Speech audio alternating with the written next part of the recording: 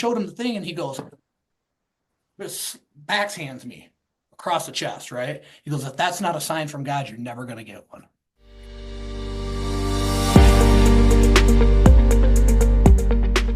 Hello, everybody. Welcome to another episode. Today we have the pleasure of having John Wentworth. John, how are you doing today? I'm doing well, brother, man. Thank you so much for having me on. I'm excited. I haven't seen you since June, I think. So Yes, it's good sir. to see you. Absolutely, absolutely. So you have here faith, father, friend, sober, married, three children, and owner of part of the Wentworth Real Estate Group. Uh, but you also have here thoroughbred R. Our thoroughbreds are my jam. So tell me more about that. We'll go from there. Yeah, so I mean, we own thoroughbred racehorses, right? And I love doing that. That's my passion amongst, just really people and horses are my passion, ironically enough. One can speak and one can't. But before I got into real estate, I actually trained and drove standardbred racehorses. That's what I did for a living, and I did that from the time I was probably 18 to 30-ish, 35 maybe. And once that's in your blood, it never gets out of your blood. So got out of racing completely. Started growing this business. After whatever we bought our first thoroughbred in 2015. So had a good amount of time in real estate before we bought our first horse, and now that's just something that we do. Brings a lot of people together, and I think that's one of the reasons that I really enjoy it. What is would you like it? It's such a special thing. What is it that fascinates you about horses, John? Um, it's a little emotional, honestly. Like when I think about like when I was involved with horses and how much it taught me, right? Like when I trained horses, I mean, you learn about people from all different walks of life. You spend time and learn how to deal with people that are making 300 bucks a week and people that are making 300,000 a month, right? Like you have this broad spectrum of people, and I think it really gives you compassion for the people behind the scenes that work really hard every single day, and that carries over in business, right? That's why I love seeing people start out in business and then learn and grow and thrive. But also the competitive side of it, right? Like, I mean, I was an athlete all of my youth. I'm extremely competitive, and I think the cool thing about the thoroughbred side also is it's so difficult. It is the most difficult industry on the planet. Like running a business is simple compared to trying to buy a horse and have this horse make money or, win the big race, if you will, something along those lines. And so, because it's so very difficult to have success in that industry, that is very interesting to me. Like, I want to find something that is difficult and find a way to have success. And we're spending 40 to $100,000 on horses, and many people are spending 400 to 3 million on horses, right? So our entry point is much lower, but still the ability to have success. And we've had some great horses along the way that have had us traveling the country and won lots of races. And again, though, the bond behind that experience that we have with our friends and our family is really the pinnacle of it all. Because the money comes and goes, just like everything in life. The money comes and goes. The relationships that you build along the way and the memories that you create, those experiences, that's what it's all about. I love it. And just one last thing, because I've also have a background in like competitive sports, although it was chess, whatever. But question for you, uh, when you compete, are you riding the horse? Do you have someone that's riding the horse, or is it about beauty? What is it about? Yeah, so thoroughbred racehorse is like the Kentucky Derby, right? So I'm not riding the horse. Yes, there is somebody riding the horse, but that's what thoroughbreds are. So Kentucky, just think Kentucky Derby, that's the type of horses we own. Now, when I was actually racing horses and driving the horse and training the horse every day, like I had 25 horses that I trained at one point. That Wow. was standardbred racing, which is there's many ways to say it, but a sulky, a race bike, a carriage, like people call it all different things, but that's the bike behind the horse, and that is called standardbred or harness racing. Very cool. Very cool. Very Yeah, cool. yeah. Let's talk about your journey into real estate. So, is it after the horses that you get into real estate? Talk to me about how you got started and fast forward to today. And what does your team look like and the offices and everything? Yeah, for sure. So, well, out of high school, I decided to quit playing hockey, which was always my passion when I was young. But just things happened along the way, and I decided to quit that. And frankly, got a little derailed in high school drinking. right? And that's why you see on my profile sober, just about a year and a month now. And it's not the first time Congrats. I've been sober, it is the last, however. I don't even think that I'm sober anymore. I just don't drink. And so it's such a different mind shift. And we can go into that later, but because Mm-hmm. it happened at Arte, as you know. Mm-hmm. Uh, but I was living in Ottawa, Ontario. So I'm in Michigan for anyone listening. I'm in Michigan and I ended up moving to Ottawa, Ontario. And I actually lived in Quebec across the river from Ottawa. And I would go there for 8 months. I'd come home for 4 because they shut down. We have winter racing in Michigan, but they didn't have it there because the winters were too severe. 8 months there, 4 months back, 8 months there, 4 months back. And it was just kind of point in my life where Christian, who you just saw, right? My oldest son, he's 25 now, getting married next year. He was just a young child. And as he was growing, I would come home and boy, he had grown. And then I would go back and come back and wow, he'd grown a lot more again. And I just kind of got burnt out. I found myself driving from Ottawa home very often, which was like a 10-hour drive. And finally, one day I was like, fuck it, I'm done. I mean, literally, I was driving home and I just was like, I'm done. And we were very successful. Like we were winning, we were leading driver, leading trainer, doing very well, but I was not fulfilled. And that was actually a time that I entered, like when I moved to Ottawa, I was sober, and by the time I left, I was drinking again because I was so unhappy. And so I was, medicating with that. I hate to use that term medicating because I think that's kind of a lame cop out, but Mm-hmm. that's how I was coping, really, which I guess is meditating or medicating. Anyway, on that call, I called my partner. I said, I'm done. And he said, what do you want to do? I said, fuck, I don't know. I have no education. I have no skill. I just know how to work hard, And we decided to flip houses. And so this was like in 2006. And we flipped a few homes. And then the last one, because of the recession in the real estate industry, we got stuck with that. We actually ended up selling it on a land contract, but essentially for a short term, we were stuck with it. And as we went through that process of hiring different realtors and so on and so forth, I'm like, I feel like I could do that and I could bring a different spin to it, right? As opposed to like, I'm your realtor, here's the sign, it's for sale. Because I've always found, even in horse racing, like I liked marketing. Like that was something that I always had an interest in, is like creating exposure, creating like using something as a platform to make something louder than it really was. And so that's how I got into real estate. And everybody said I was crazy because, of course, I am. And I got into real estate during the worst real estate recession, probably maybe the second worst in history. But that was a great time for me because it taught me that I had to go out and get business. I was broke. I mean, I had no friggin' money, right? 35 years old, broke as could be, battling addiction, battling alcoholism. And by the grace of God, things just started slowly coming together. I kept searching. I kind of was on this journey of like, okay, I know I need to better myself. I know I need to start spending time with different people. I know I need to get sober. And, it just, I feel like when you're pursuing that and you're open to it, then God will bring these things to you, right? And and those things are always relevant and present. But if you're not open to them and you're not seeing or seeking them, it's like they say in the Bible, like knocking a door shall open. Well, the door often is open, but if you're not seeing it, then you're not walking through it. And so just all these little things started happening, just like what happened at Arate when I was again searching. Um, but these things started to happen, which I'm happy to share, but I don't want to monopolize all this time. But that's essentially from there, that's how I got into real estate. I got licensed and I started selling, but I was still broke. I was still battling alcoholism. I was still basically going nowhere fast. Mm-hmm. And that's how I started in real estate. Makes sense. Makes sense, John. And fast forward to today, I mean, how many offices, how many employees you have on staff, more or less, for people's to see where you Yeah. started and where you're now, right? I don't have any employees, man. I have teammates, I have team members, I have wonderful people in this organization. My very first person I hired is right across that hall. She's been with me 14 years, 15 years. Um, and we're between all of the companies, we have title company, like verticals off of this business, right? And then plus the mastermind that I've started, just shy of 100 people. Um, Amazing. yeah, and it's been a blessing because as I said earlier, I could tell you like the story of each person that has joined here, no matter how long they've been here, and tell you where they were, what they were doing, what kind of income they were earning before they came here. And now many of these people are, six-figure earners, which, maybe to some people that doesn't sound like a lot, but if you're making 30 grand and you go to 150, that's a big change in your life.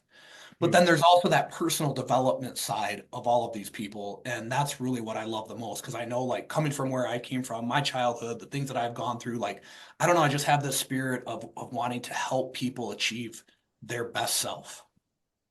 Absolutely, John. Absolutely. We'll get into that. There's a lot of business owners listening that wanna help or change other people's lives through their Yep. company, right? But let's start with young John, just got into real estate, but eventually grew enough to, hit 7, 8 figures. Let's start with the seven, for example. What did it take? Because you were probably not starting from zero. You were starting from minus because you had the addiction, right? Let's just say, right? So Yeah, how does yeah, that's a good someone point. go from that to building a successful business that some people would consider successful? What happened? What did you do? What were the keys for that? And how I long think did it take you? I think first of all, and I actually had somebody ask me this last week. They said, young guy, 20-year-old guy, professional boxer, by the way. And he said to me, because he kind of knows my past, he knows my childhood, I've spoke with him in depth, and I kind of mentor him, right? And I've been sponsoring his brother who's 25 and one for a few years as well. And that's how I know the connection to the family. Anyway, he said, did you just I mean, did you all the stuff you went through and being, the childhood stuff and then being broke and was there a feeling like you were never going to succeed? And I was like, no, I always knew I would. Like I always knew I would because anything that I've thrown myself into, I've been successful. When I threw myself into racing horses, which by the way, I'd never touched a horse in my life prior to being, 18 years old and going to the track. I was very successful in it once I learned what I needed to learn to be successful because work and consistency, hard work, consistency are the things and adaptability. I think that's the other one. You've got to be able to adapt, but you've got to be able to stay consistent. And if you can do those three things, work hard, stay consistent, and adapt, I don't think, again, you've got to be passionate about it first and foremost, right? And I think that's the piece where it's like in my business now, selling a bunch of homes. I mean, yes, that's what we do. That's how we serve the consumer. That's what we're supposed to do. But that piece alone isn't enough to keep me passionate. My people are what keep me passionate. Seeing the growth of them is what keeps me fired up and going. And being a role model, a leader, a mentor, someone that demonstrates what is needed to be able to do that every day for them, I think is my role, and I think that if we can impact those and then that can carry on. Um, Fuck, I forgot the question. The question is, no, what did it take? You were answering the question. What did it Yeah, take, I right? think it was just seeking improvement, self-improvement all the time. So even when I was in a dark time, like what's the next thing I need to do? Well, I gotta figure out a way to get sober, right? Like I have to figure that out. Once I did that, what's the next thing I need to do? Well, I need, like you're always looking for what's the next way I can improve. And I think the main piece of this is that like your business is always going to plateau where you plateau personally, right? So like you could build a really good business, but if your business life or personal life is down here, sooner or later your business is going to plateau. And so it's like trying to grow those things congruently is something that I'm always teaching and talking about, especially in the Winner Circle Mastermind is like, social media, everything is like fast and money. That's what people focus on. But that really isn't sustainable. And it's also not, that doesn't provide fulfillment.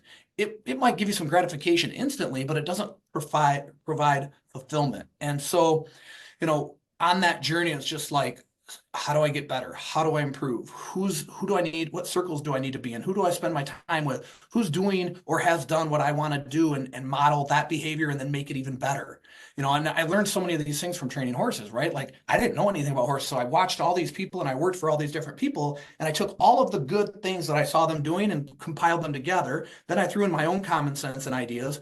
But everything that I didn't agree with, I threw out. And that's how I started to grow that, right? And become that. And I did that same thing in my business as I grew the real estate company. Yeah, makes sense. Makes sense. I mean, when you have that experience with realtors, you were probably were like, I mean, this is, maybe basically, is this too easy? Like, how does the people make any money? Like, just put up a sign and, but like you were looking to add your spin to it and your hard work. And it's very interesting, right? You were wondering, there has to be a better way. I'm sure at some point you also got frustrated with realtors or whatever it is, and you were like, I can do this better, right? Yeah, I mean, I think that, you've got to be careful of I can do this better. It's just because it's not about doing it better than somebody. It is about doing it better than somebody else, but it's about always doing it better than I think I needed to do it yesterday. Like okay, cool, I did that and that worked. How do I improve that yet again? How do I tweak that a little bit to make it even Right. better? Like, especially from a marketing standpoint. Like, so many times I listen to people marketing and, I do one-on-one coaching, and people talk about marketing and they're like, well, I think, and I'm like, well, it doesn't matter what you think. The only thing that matters is what the consumer thinks. Are they responding to what you're doing? And so I always feel like if I can put something out and the consumer responds to it positively, that's where most people stop. Where I want to say, okay, they responded positively to it. Why? And then take the pieces of why and and then throw gas on that fire, right? But I do think that for me, and I say this often, right? Like selling shit's easy. And so when we talk about real estate, we talk about realtors and leading a team and growing this business, like selling shit's easy because you're never really selling people something. I'm not gonna take Armand into a house and he doesn't like it and then convince him to buy it. That's not gonna happen, right? So that's really not my job. Now there's negotiating and there's all of those things, and yes, you need to be really good at that, but that's not selling you on something. You've already decided to make a choice to buy at that point. It's more for me, it's like, going back again to that, selling's easy. Consistency is not easy, right? Making a commitment and sticking to it is not easy. Being able to sustain and continue to do that even in trying times, that's not easy. And so it's like, what is your mission that's going to give you the gas and the fuel and the energy to keep pushing through and to get to where you want to be inside of your business and your personal life? Absolutely. Absolutely. So I think you answered the keys to, to getting to, for example, seven figures, but then it reaches a point where, it's not now it's not about you. Yeah. It's about people. It's about jobs and right people you're taking care of. So talk to me about how do you identify the right people to be on your team, and then how do you grow them to be killers? Yeah, such a good question. And I believe I've got a great answer for you guys. And this is my specialty, and I think this is important, is understanding what are you really good at, right? Like for me, I'm really good at, and I think this comes from my childhood. It started out as a defense mechanism as a child, right? How do I protect myself in this environment? But then it became a great trait for me in the future is I can identify really good people really quickly, and I can identify people that aren't really good really quickly. And most importantly to me is not about listen, people need to have skills and people need to have knowledge, of course, but that can all be learned, right? So I don't need to hire somebody because they have all that. I need to hire somebody because they're a good person. I can trust them. I can build a relationship with them. They have adaptability. They've overcome something else. If I can bring those people into my organization, which by the way, I do often, and I can name them. Like we have a guy that works here now. His name is Alex. Go ahead. Absolutely awesome. I met Alex in the gym. He was the instructor for the class I was at. Never met him in my life. Do the workout. It's one of those days. I'm off in the corner. Kind of got some. I'm crying. I'm fighting. Right, battling drinking. It's 6:30 in the morning. Coming off fucking 20 margaritas, probably. Who knows? And he walked. And this is a 25-year-old kid, right? I don't know how old he is. Probably 28. I'm thinking of Christian. He walks over to me and he sits down next to me, crisscross, and he puts his hand on my shoulder and he goes, you don't have to carry all this by yourself. And I just start bawling, right? Because I am carrying all this, right? And end up having a conversation with this guy for like an hour. Go home, tell my wife, I met this guy today and we're going to hire him. I just know this guy's going to work in our company someday. She's like, what's he going to do? I go, I don't know. Within 3 weeks, he was working at our company. And we tried him here and it wasn't the right spot. We tried him here and it wasn't the right spot. And we moved him over here and it wasn't the right spot. And through that, because he was adaptable and we adapted with him, we found his role. And now he's here and he's thriving and he's one of the most important pieces of our business. Our GM hired him. He opened the restaurant in town. As we were there at the restaurant, I said to him, you're going to work in our company someday. So it's just identifying these people. And I do the same thing with agents. I'm not out like, oh, who sells the most real estate? That's who we want to hire.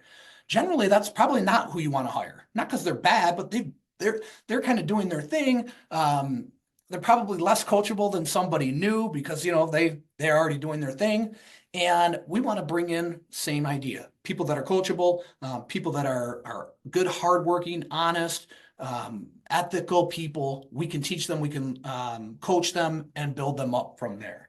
And that's what we just do over and over and over. And that's probably contributed to some slower growth for us, but it's certainly sustained growth, right? Like our agents do really well. And I would say, you could put the team as a whole up against any team in the country as when I look at like the number of agents on our team that have tremendous success. There aren't one or two doing well.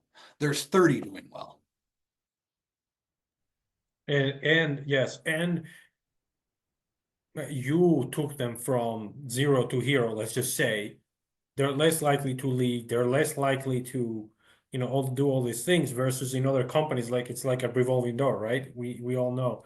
But in Yeah. yours, yes, it's slower, but these people, each person that you have that transformation, I mean, virtually stays with you forever, right? Maybe there's some exceptions you can tell me, Yeah. but No, but you're dead right. I mean, so I coach with John Sheplack. He's the number one real estate coach in the country. I've been with him, geez, for since 2017, 16, maybe a long time. Like when I first started coaching it with him, he had like 10 clients, right? Now he's got thousands. So, and he says all the time, like, I've never seen a retention like you guys have. And that goes back to that piece. And I think really in our business as well, when we really shifted from, because in real estate and in business, right? You always hear, the money, the KPIs, the da da da da da, all the systems and processes, which yes, you need. But as soon as I put that stuff second to the people and put the people first, that's when everything started taking off. And, like you mentioned, earning seven figures, like I never chased that. Never once. I mean, by the way, when I was 35, I was fucking flat broke, right? I'm 52 now, standing here today. So at 35, I wasn't thinking about making seven figures. I was thinking about eating. And at 36 and 37 and 38, I just started eating different stuff. But my thought process never changed. If I do business with great intent and integrity, nobody can take that from me. And that's what I did. And we just kept repeating and repeating and repeating. And then, as it got to a point where like I needed help, it was myself and three assistants. A lot of times agents want to build a team, so they go get a bunch of realtors. I didn't do that. I just kept, because generally that is done so you work less. I got three assistants so I could work more, but do more of the things that I needed to do to eat and then to feed them, right? And so after that, that's when we got our first agent. And again, I didn't set out to grow this team either. Now that's the mission. But again, the mission is simple. I want to develop people and change their lives, plain and simple. And so, people always say to me, when is enough enough? Never. Because one, I love what I'm doing. I don't have to work. I just show up and have a ball every day. And two, there's the world's full of people, so I can never run out. And that's kind of why the mastermind came into play. It was an extension for me to be able to do that, right? As I said, our business model is not fast growth, it's slow, sustainable, solid. The mastermind gives me an ability to meet more people and impact more people, which is why I'm passionate about doing it. And I'm sure that at some point, I'm a marketer, right? At some point, some of these people are gonna join your organization because they're gonna be like, hey, what you guys are doing here is amazing. I want to be part of that, right? So I think Andy developed 75 Hard, and people who love 75 Hard join their companies, right? Yep. You're doing something like that with this, and I think it's smart. You give back to the community. You're helping people that otherwise wouldn't have access to you, right? Because Right. whatever you would charge you, they couldn't afford, right? So I think it's a very interesting strategy. I think more business owners, including probably us, we need to start applying. Is that how do you create a future pool of buyers, customers, employees Yeah. preemptively, right? How But much was that as part of the strategy? How much was it? I just want to give back. Okay, go ahead. it was zero. And that's what I was going to say. It's like that is all true, but that has zero that never even entered my mind. Like, oh wow, then people might join our team. And surprisingly, there's a lot of agents semi-locally that are in the mastermind that aren't on our team. And I don't approach them. I mean, if that's a move they want to make, then sure, we'll have that conversation. Just because they're in their mastermind, by the way, doesn't mean we're right for them and they're right for us inside of our real estate company. But it really was never anything that I thought about. And we have people from all different type of businesses. I mean, I do one-on-one coaching inside of here as well. And I've got, yes, I have people that I coach in real estate, and I've got a guy that owns a glass company, right? Because business is business. People are the business. And I think that's where I really help people thrive is understanding like, yeah, you got to have leads and you got to have KPI, and all of those things are true and they exist. But that's not the first thing in the business. It's people. Tell me about, tell me about John. It is about people. Tell me about what do you think most companies get wrong about people, and how are you guys different? I don't want to say that they get it wrong necessarily. I just think that too often the people aren't placed first. All of the other things are placed first, and then they add people to it. And so the same scenario as I said to you, like, I want to bring the right people in first, knowing that, like, if I have the right people in the wrong plan, we'll figure it out, right? If I have the wrong plan and the right people, we'll figure it out. If I have the right plan and the wrong people, how are we going to execute it? So again, it's not about the plan, it's about the people. Because the right people together can look at that plan and say, "Oh, we need to tweak that. We need to make some changes. We need to adapt to this."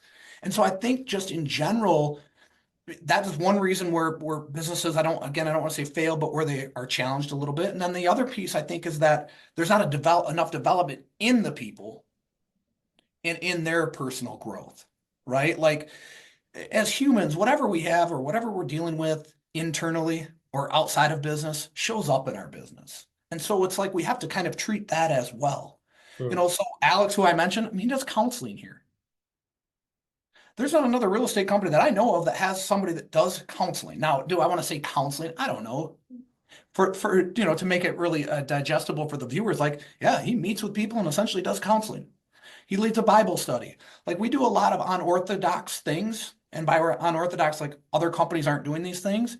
And I think this is the other problem, or that, again, I don't want to say mistake, but where businesses fail is like they don't have an identity, right? Like they don't have an identity. Nobody knows who they are.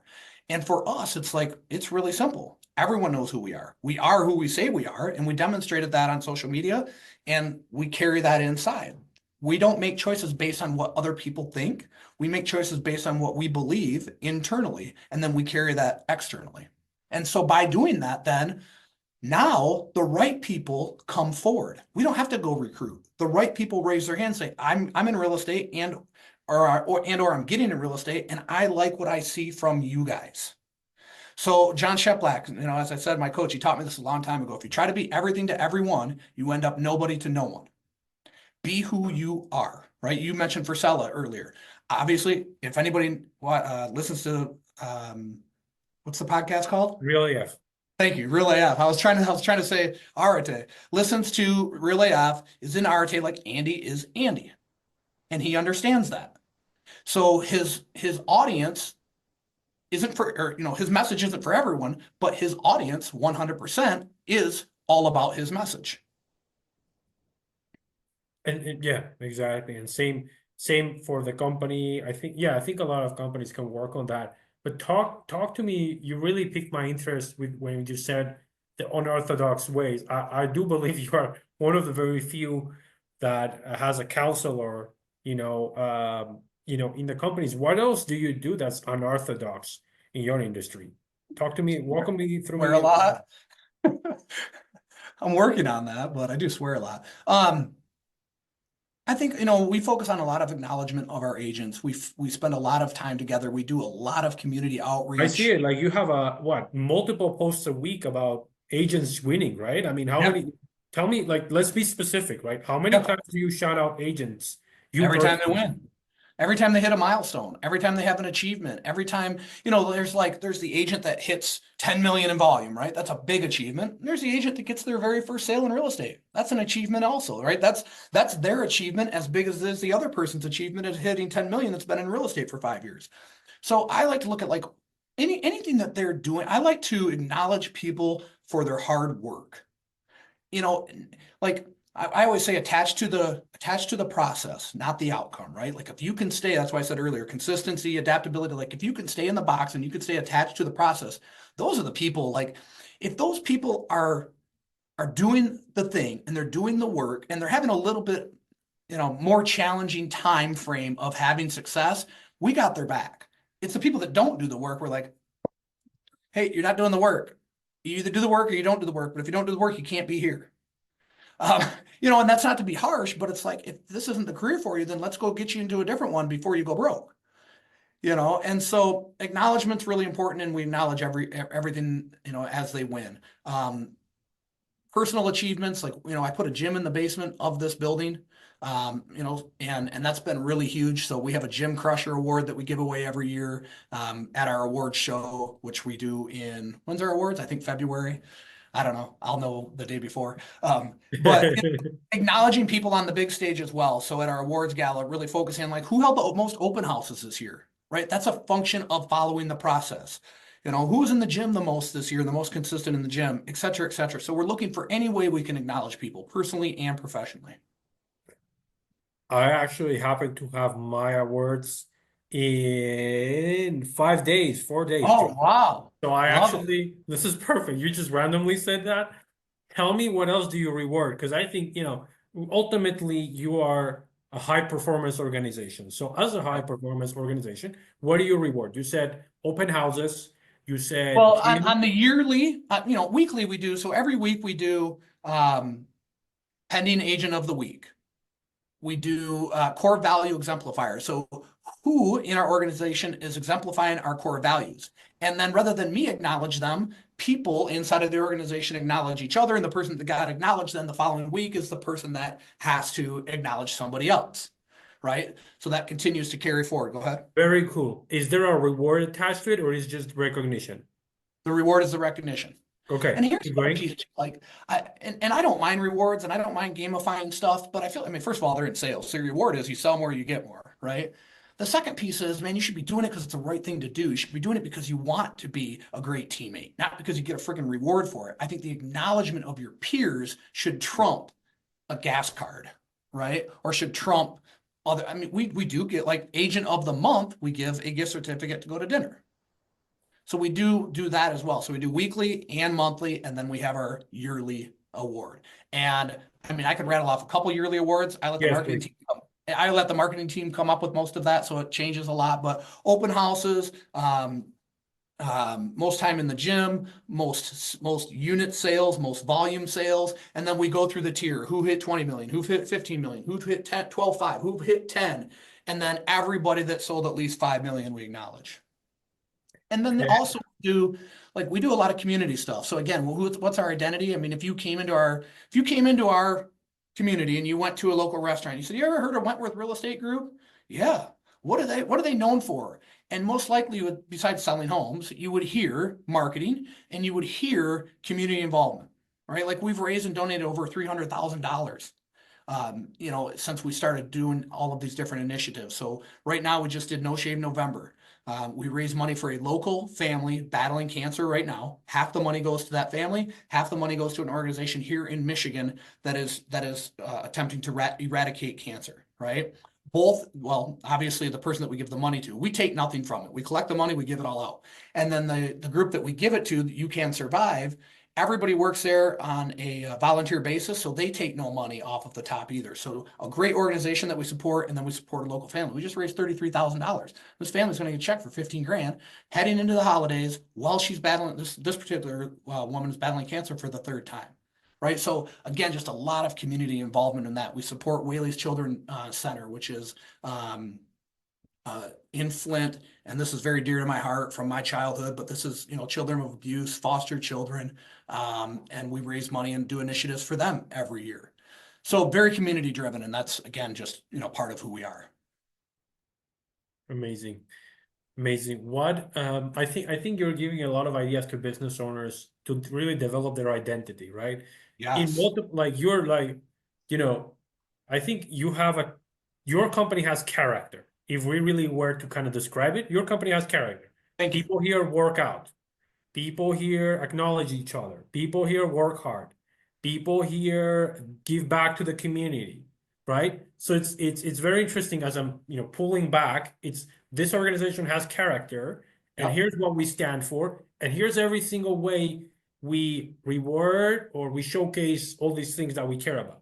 So I Yeah. think a good exercise, maybe you can help me create this exercise for people listening, is like, what is required to develop this character? Like, is giving back to your community a thing? So what would be the framework to developing the character of the company? Because I think you're doing it pretty well. Well, it's a great question. And I thank you for that, right? I appreciate you seeing it that way, seeing us that way, because that's who we are. And it's actually like I do my winter circle calls every Monday, and I'm like, oh, this is the next lesson, not tonight, because I'm already prepared for tonight's, but that will definitely be a lesson that I want to teach on, right? And it's we have people in there that are insurance agents, notaries, own a commercial glass company, I mean, all over the place, right?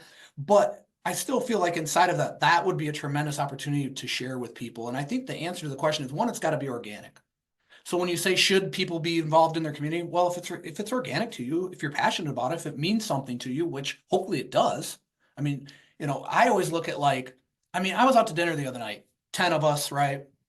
And my daughter's in the parade. I've got some of my family, some of my friends, and I'm sitting there and sober, looking at that, just kind of sitting back, going, "Man, this is what it's about." I know I'm getting ready to pick up this $1,000 tab. I don't care about that. I do in the sense that I'm grateful that I can, right? And and so it's like, what are the things that really mean a lot to you? For me, giving back means a lot to me because I came from nothing. And I think that's part of this whole journey for me is why I like giving back to people in general, because I came from nothing. So I know if I can do it, you can do it. I want to help people eliminate excuses in their lives. Right. And that's what my story does. And so the exercise would look like this. Get yourself a couple of the people that have been with you the longest in a room and say, who are we? As I said earlier, when I talked about marketing, like how does the consumer see you? Ask yourselves that question. How does the consumer see us? Do they see us in a positive light? Right? Like, some businesses struggle with that. And then I would also say, who really are we? Are we who we say we are? Do we really give a shit even what the consumer or the community thinks? This goes back to that, like, the seven figure thing. Like, if all you care about is seven figures and you ask yourself that question, you're probably not, if you're honest with yourself, probably not going to like the answers because all you've done is chase money. And if all you've done is chase money, you haven't really done a good job at nurturing relationships with your clients. So I would just strip all the bullshit away, like strip all the stuff away that you tell yourself and find out what is. I'm almost looking back because generally I'm in my home office and behind me I have a word at the top of my whiteboard. It just says truth, right? I would strip everything away and say, what's the truth? Do we have a business that is respected in the community? And again, it's, real estate's different, right? Because we're entering people's homes. I mean, if somebody's selling a widget online, I mean, I don't know. That's not my gig. I don't coach people on selling widgets online. Um, but I think really just having an honest conversation with yourself. Who are we? Who do we want to be? What are we passionate about? And how do we carry that out into the community? And then from there, start extrapolating like, okay, yes, we agree. This is something that we're all like our big thing is, and I have the wrong t-shirt on right now, but it says we serve, right? Like that's our mission here at Wentworth Real Estate is serving others, serving teammates, serving clients, serving community, serving the guy walking down the street, right? Whether he's a client or not, every single person. And that carries over and exudes into our community from our business. Now, are we perfect? Of course not. But because we can reflect and look at, and I don't want to say be in judgment of ourselves or of one another, but kind of be a third party observer of like, am I demonstrating who we say we are on a daily basis? And so if that company can look at those things and really define who they are or how they're viewed, and if it's negative, how do they tweak it? How do they want to be viewed? And then actually be that, because I think at the end of the day is you could say whatever you want to say, right? Oh, here, this is who we are. Well, is it really? Because, again, earlier, I'm a big believer, like whoever you are is really going to come out. That's going to be seen. So it has to be true. It has to be from a true place of goodness. It can't just be something made up. You can't sustain something you make up. And I think that's, again, a place where people go wrong is they chase something because it sounds important or it sounds good, but they can't sustain it because it doesn't really matter to them in their heart and soul. They don't carry enough passion for that thing. Yeah, and for some people, like, truly for me, community matters too. It matters in a huge way. But this maybe community is not the one thing for you. Maybe it's family. Like maybe it's like there's so many other things, like I truly want people to be like, what is your thing? Maybe people are like, screw people, I like trees. Like that could be it. Like, Yeah, okay, I'm gonna plant 20 trees yeah, every time I do this, I'm gonna plant 20 trees. Like that's fine. But you've got to absolutely, know what it is, right? absolutely. And listen, people have bought shit online because that person's planting a tree and this one isn't. So it can be a tree. Or there's a shoe company, right? And I forget the name of it, but they donate a pair of sandals. I think it's Tom's shoes, if I'm not Yes, they mistaken. donate a pair of sandals. I've never owned a pair of Tom shoes in my life, but I know that about them. So if I'm faced with the choice of, okay, I can get Tom's or I can get this other brand, I'm going to choose the Tom's. Of course, If I know the story, you know, of course. Which goes back to marketing. I yeah, love it. it goes back to marketing and having an identity. Why is like here's the story that I want to know from Tom Shoes. Why is donating that pair of shoes important? They go, oh well, people need shoes. Okay, well we know that. Because when I went on a mission trip, I saw children that not only didn't have food but didn't have shoes on their feet, and kids had calluses and bruises and blood seeking out of their feet. And there were nurses there just medicating and treating all of these kids' feet. And so if we could give them a pair of sandals from every shoe we sell, that's what I want to hear. Not because people need shoes. That's what's I wonder if that's what most people want to hear, or that's what you and I want to hear. Because it's interesting, right? Like you and I would probably buy because of that. But some people maybe not. Maybe some people don't care about that at all. It's The interesting. heart, the heart chooses, the mind justifies. So again, faced with that scenario, right? At the end of the day, you strip everything away, the heart chooses. So if I have Tom shoes and another brand, the same cost and the same look, right? Like I know everybody's going to want the Jordans, but I'm just saying if it's the same Mhm. shoes, Yeah. they're going to go with their heart because the heart chooses and the mind justifies. And the mind justifies in this manner. I would even spend more money on the Toms knowing that that's happening. And that's how I justify it. Honey, that's the same damn shoe and you spent 20 more dollars on these. I know, baby, but they're going to send a pair of sandals to somebody else. Mhm. True, true, true. John, this wouldn't be a done proper podcast without you and I discussing addiction, because it's Yeah. something important in my life and in yours. So you can briefly go over the story, but ultimately you've kind of gone through that as you were telling your life story. So, I mean, really, my question to you is what advice you have to those who are struggling right now with some sort of addiction? Never stop trying, man. Never stop trying, and surround yourself with people that are not going to judge you, um, but also that are going to demonstrate what you want to have. In other words, if you're hanging out with a bunch of drunks that are, excuse me, like, I mean, listen, if you're hanging out with a bunch of drunks, you're going to be a drunk, right? If you're hanging out with a bunch of millionaires, you're going to end up being a millionaire. Like, you've got to identify who you're spending your time with. And I knew this time that getting sober was going to change my environment. And before I used to care about that. And this time I said, I don't give a shit about that because my family, my life, my business, the people inside of this business matter more to me than any friend that I have or any crowd that I'm going to spend time with.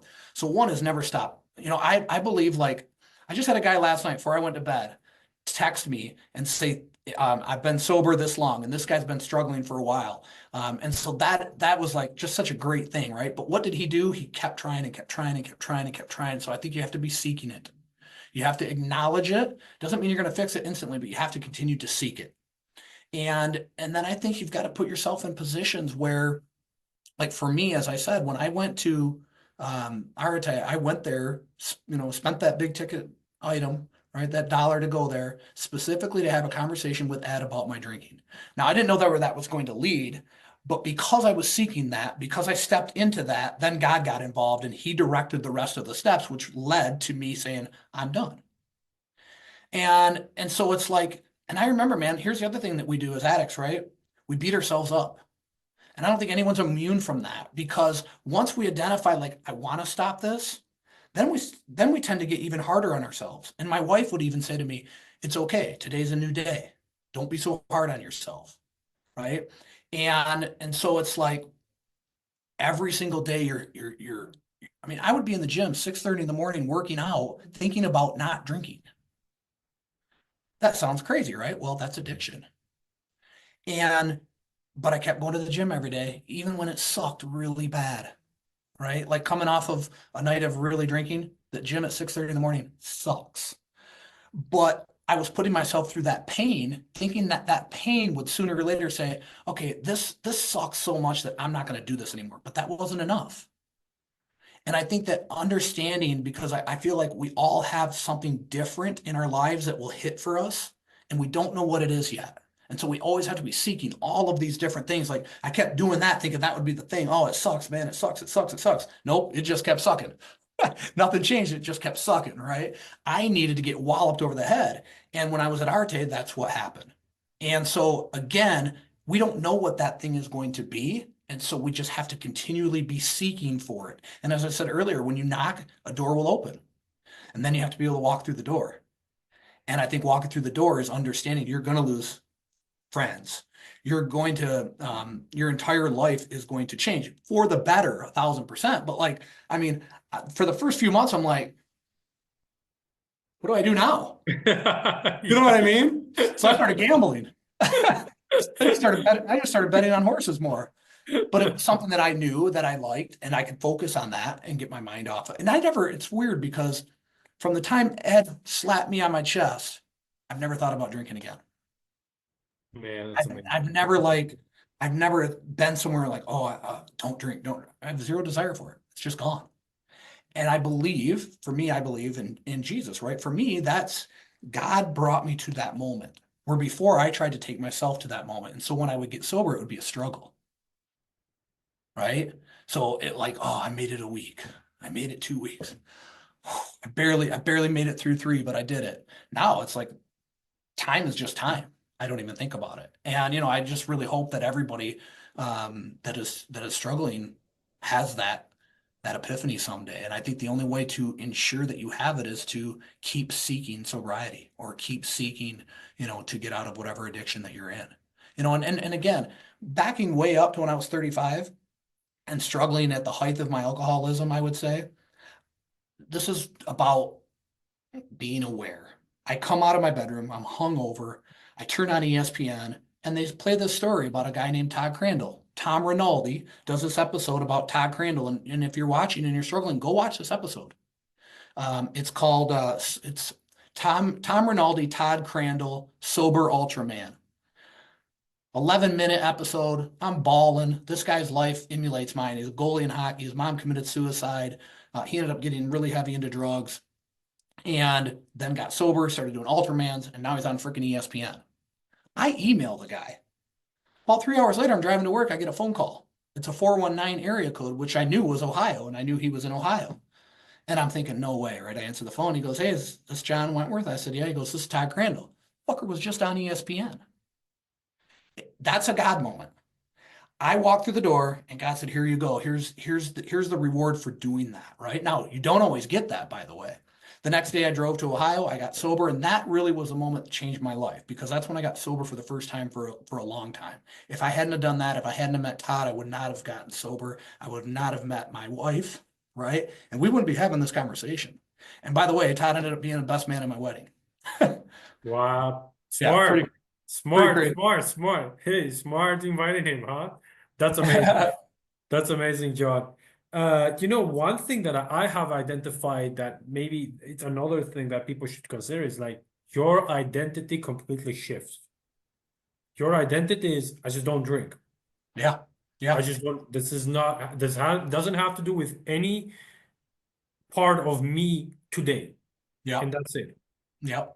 And you're right, because I think too often people will hide that. And here's what's interesting. In the year and a month that I've been sober now, um, not one time has one person offered me a drink. Well, why? Because I make it very known to everybody that I'm sober, right? Like I'm not shy of that. And when I when I hit the 1 year mark and it was kind of reflecting on that, that kind of hit me. I'm like, wow, that's pretty wild, right? Because most people want to be the one to get you back drinking again. But I just quit hanging out with those people that would do that. And so what's happened is I've shed these external relationships so that I could deepen the internal ones. Because your family is number one. Also, Correct. another Correct. big, huge thing that, you kind of said at the beginning, but I mean, you wouldn't do this. Sometimes it's, I don't know, maybe it's also me. Like we wouldn't do it for ourselves, but we would do it for the people we love the most, right? 100%. And I will tell you this, and especially if people are out there struggling, you don't realize the negative impact that it's having on your family until you get outside of it and you look at it. And, I'm dealing with some of that. I fractured some stuff inside of my family, and I own that. And every day I strive to slowly fix that, to slowly chip away at that. And I know there's no magic, there's nothing magical that I can say or do, right? It goes back to leading. Now I'm leading my family back into trust of me. And the vision that I had for being sober 1 year wasn't what occurred, but it was okay. I've tied myself to the next vision, and so I think that's a big thing too. And Ed taught me that day when he talked about really tricking your neural pathways, and that helped me a lot in getting sober as well. Tell, explain that. See, because you and I maybe get to be there on that Yeah. room, but not everybody does. So what happened in that moment when he said the neural thing? Yeah. So again, we're at Arte. Where were we? That was Savannah, I think. Savannah. Yes, Savannah. And like I said, I went there to have this conversation with Ed, right? And I don't know Ed, never met him before, but I hear a story about his dad, and I put his dad as me. Now, my dad was an alcoholic as well. My mother committed suicide when I was 5, and after that, he kind of derailed, right? And so, I grew up in this very abusive environment, but my mom was the abuser, and my dad was my safety. And then after she died, my dad, he began drinking a lot. I'm sure was suffering, was hurting, never really healed from that. And so I just lived this kind of chaotic childhood right all the way through. Abuse on any way you can think of. And by the way, my dad is sober. He got sober. I don't know, he's been sober about 10 years now. And absolute blessing. Another story for another time. But getting back to Ed, I walked up to him. He was getting a coffee. I said, hey, I need to talk to you about my drinking. And he stirred his coffee. He's like, how bad is it? I said, fucking bad enough. I'm telling you right now. But I've heard your story about your dad, and I just feel like I need to tell you. And so he says to me, he says, have you ever thought about checking yourself in? And I said, I have. I've never done it, but I've thought about it. And this is to the point where like I'm thinking about, okay, I need to do something different than I've done in the past because that didn't work, right? So maybe checking myself in. And by the way, like very functional. Showed up to work every day, did all the shit, built this business, Nobody would know. Nobody, well, it's just it's not. I got to a point. It's like I don't want to do this anymore. I'm tired of carrying the weight. I'm tired of carrying the hidden shame. I'm tired of the regret. Like I just want to shed that stuff. Yeah, yeah. And and so he asked me this question, and I said, yeah, I have. And he said, a good buddy of mine. Um, I want to phrase this properly because I don't want to share too much. Anyway, he had known about a place. And we talked a little bit, and he said, all right, I got to go. He was going on stage to speak, right? So he goes up on stage and starts talking. And he starts talking about these neural pathways and how we envision something, and we take like 3 things from our past that are really powerful, impactful, very positive things in our lives, and then we tie them to 3 outcomes that we desire that haven't happened yet, but we play it as if it has, right? So for me, it was like, birth of my kid, getting married, birth of my kids, chocolate ride, winning the big race, right? Because that's like such an emotional, powerful thing. And then I tie that right into, man, I would tie that right into, hasn't happened yet, but I'm tying it in as if it has when I wake up 1 year sober. And we go, and I come out of this way. See, the plan didn't come out exactly like I didn't wake up and my kids ran in my arms, but I knew that it mattered to them, right? But that was the vision that I had, that I woke up sober. My kids came to my hands or into my arms and said, Dad, I'm so proud of you. And then we rented a plane. And I knew the plane, I knew the jet. I'd already been on it, by the way, because my uncle has one. And I touched the leather. I knew what it smelled like. I knew where I was going to sit. We fly to Florida, and I'm on Ed's podcast. And Smart. and that was a game plan or that game film that I played every day in the gym, right? Rowing, skiing, whatever the hell I'm doing in the gym, playing that over and over and over. And that's tricking your neural pathways where before I was self-sabotaging. So when Ed explained this, I stood up, and by the way, I just admitted to the room I was struggling with alcohol when I asked this question, but I'm like, we had that conversation earlier about my drinking. And I shared, you just shared that about the neural pathways. And every morning I'm thinking about not drinking. Is that in itself conditioning me to drink? He said, yeah, 100%. So once I started changing that, and by the way, like a lot of things came to this, as I said, when Ed hit me in the chest, right? So that conversation happens, that occurs, that's the neural pathway thing. We go to dinner that night, we're all in our suit and ties. Guy comes up to me, says, thanks for sharing today. I'm struggling with my drinking. Another guy comes up to me, man, my dad was a bad alcoholic and I struggled for a while. I'm thankful that you shared that, right? So all these people started mentioning this to me. And all of a sudden, there's a guy standing there in a sweatsuit. And I'm like, I don't know who this is, but I'm having this deep conversation with this guy, and I'm an open book, right? So he's like, what are you guys talking about? I'm like, oh, my drinking. And I, I said, who are you? He said, oh, I'm your speaker for tomorrow. I'm like, oh, no shit.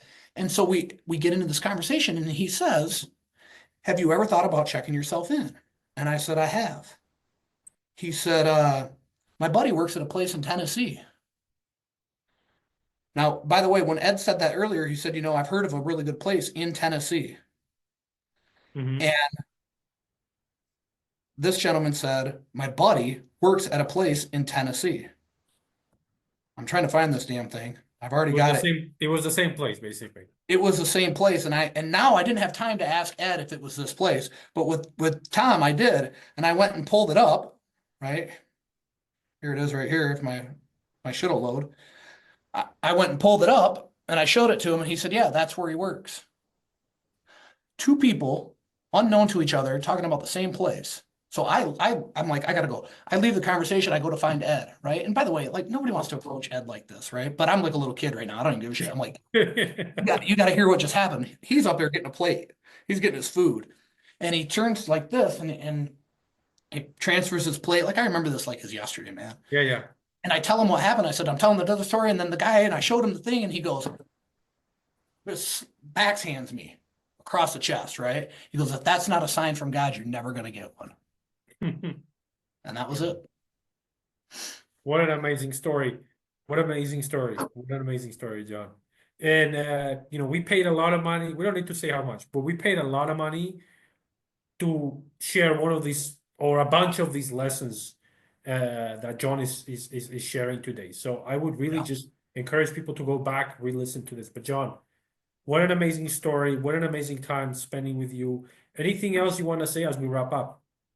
I appreciate you having me on, man. I appreciate you as a human being. It's one of those things, as I said earlier, I feel like right away I can identify good people. And when we met at Arate, I felt that right away. So thank you for who you are. And I would throw out a little plug, like if people are looking to up their game personally, professionally, grow their business, check out the Winner Circle. It's getinthewinnercircle.com. I do a weekly call.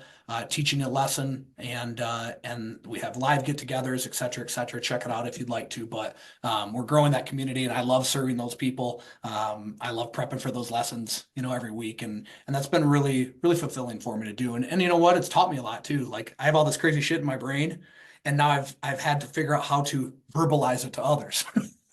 Very true. Very true. Made you a better So, teacher as well. well, John, 100%. thank you so much. It was such a pleasure, seriously. Everybody else, thank you for watching. Feel free to share this, and I'll catch you another time. Thank you so Thank much. you.